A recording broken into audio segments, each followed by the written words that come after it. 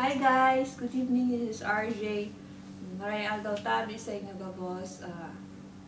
I will answer the given question by Miss Marion. Pagbo-boycott ng produktong China sa Pilipinas, pabor ka pa o hindi? Anong masasabi mo? Well, for me is, boycotting Chinese product means we firstly have to stop using our computers. Because as far as we know, 95% of the computers are made in China, including the mouse and the keyboard. And how come to think of it na we're going to completely boycott Chinese goods? Ultimong sasakyan na sinasakyan natin araw-araw, may mga Chinese parts, right? Indirectly, mahirap ngayon. The least is directly, i-boycott natin yung mga end products. Then, for me, sa halip na i-boycott natin yung mga produktong China, mas mainam siguro na palakasin ng gobyerno ang pakipagkalakalan sa China. Bilang China is considered as the big trading partner ng Asia. Mas malaki pa nga ito sa Amerika. Therefore, hindi ako pabor sa pagpo-boycott ng Chinese products sa bansa. Unang maapektuhan, unang maapektuhan is yung maliliit na manggagawa. Nabuhay ang Pilipinas kasama ang mga Chinese products. As far as I know, Governor Joey Salceda, isang ekonomista, tagapayo ni Ginang Arroyo, ang nagpanukala ng ideyang ito na i-boycott ang mga produktong China sa ating bansa.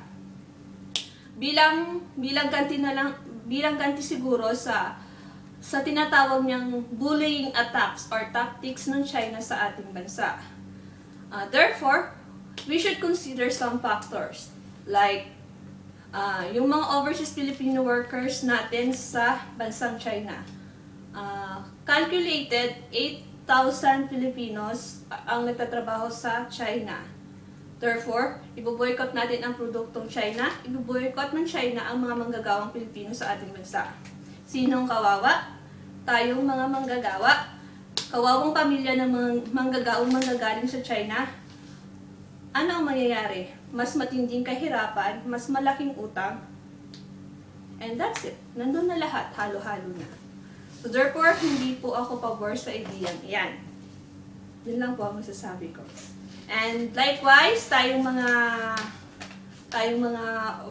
overseas Filipino workers, although yung iba sa atin is hindi kuminsido sa gawang China, but then, i-consider natin na nabuhay at sumigla ang buhay Pinoy sa produktong China. Mapapadlocks, lamesa, ano pa yun, plasticware, glassware, damit, sapatos.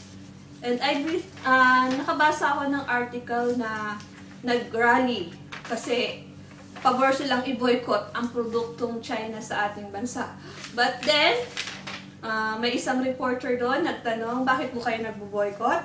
Kasi sabi nila, gusto nilang maalis ang produkto ng China sa ating bansa.